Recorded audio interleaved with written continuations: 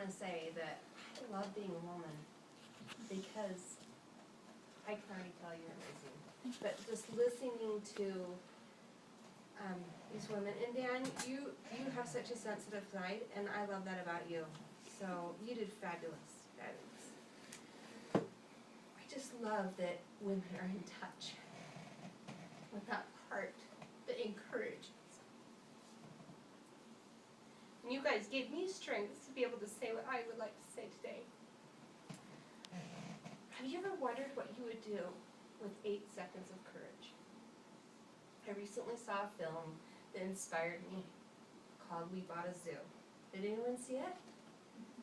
Do you remember the line, if you had 8 seconds of courage? I want you to think for a moment. Count to 10 and close your eyes and imagine what you would do with that 8 seconds of courage.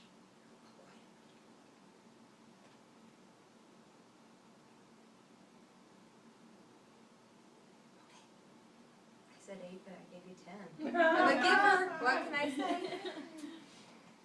I want to take you guys on a journey, and it's my personal journey. And it's my story of giving myself that courage that I believe I received through God. From the ages of 5 to 10, I was unfortunately molested by my pediatrician. He was very, very sneaky and fooled my mom and had it all down under medical terms. As a child, I knew what was going on, but I didn't know how to describe it. And because he was a family friend, it was just, I was another child not wanting to go to the doctor. Fast forward when I was 10 years old, he was found on 2 other accounts of sexual assault under that term. And my physical nightmare was over. I no longer needed to see him again. I was very grateful.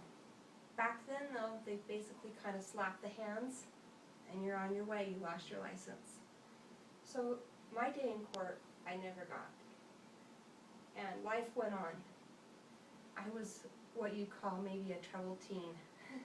3 different high schools, blaming the world on everything. It could be me. Typical teen, right? I was so fortunate to marry my best friend with the cute eyes. Smiley, he was named in high school.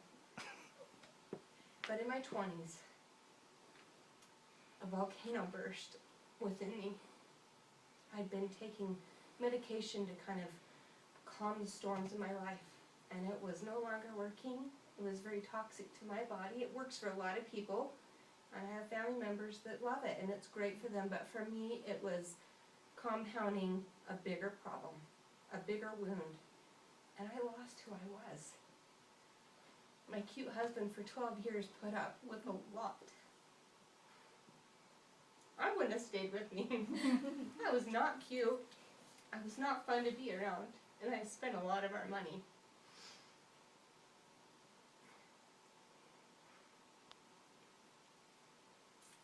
And then I saw a picture of a woman reaching out for Christ's hem. And I knew I was just as important as that woman. So I got on my knees and I prayed with all my heart, God, show me how to get well. The long and the short of it, I met an incredible doctor who thought outside the box. I was able to come off all my medications and deal with the abuse. About 2 months ago, as I was praying with one of our assignments, Kathy assigned us, who's your audience? And God let me know, before you can face anyone, you face him. So I picked up the phone, 8 seconds of courage. He's in my parents' neighborhood, and asked him to come on over and have a chat in my parents' living room.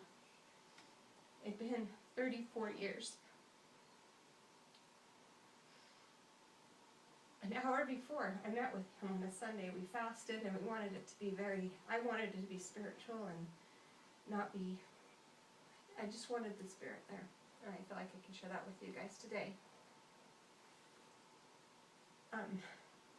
It was incredible. It was as if I was that 5-year-old girl again. I was in a church meeting. A friend of mine was teaching. I loved her lessons, but all of a sudden I wanted to run. But from what? I could see the curtains, the tile pattern of his office. It was surreal. I thought I dealt with this. You know, I'm 39 years old. Well, I made it to the house. We came in. We all were sitting there. He came in, and it was very awkward. I asked him if he knew what he was doing there. He had his lines down very perfectly of what he knew he could say. 45 minutes went by. I'd said all I had to say, and didn't blame everything on him. A lot of my own mistakes were mine, definitely. And I actually got to walk out of his office, so to speak, that I'd always dreamed of. So I was owning my voice. It was an incredible day for me to come present and bring that little girl her voice.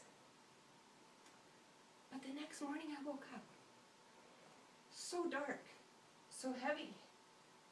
What? I don't understand this. I gotta face this dark demon in my life. Whatever he said or not, I got to come forward.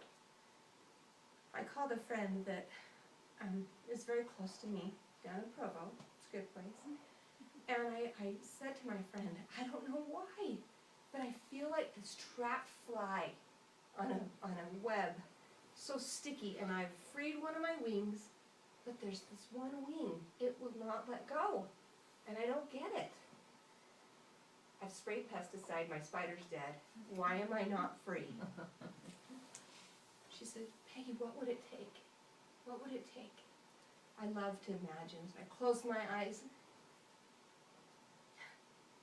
The only thing powerful enough to free me was forgiveness.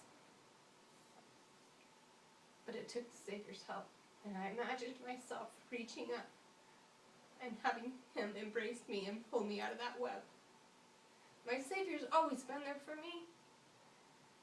I haven't felt it all the time. I've felt very alone. I've been mad at God. There's been times of very, very dark hours.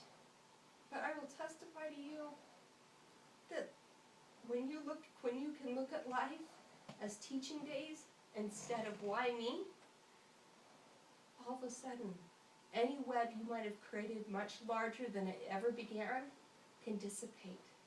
And I wish I could tell you that web is gone. But each day, I have a choice. Whether I'm going to get stuck in another web or I'm going to break free. I want to invite all of you today, tomorrow, to share that 8 seconds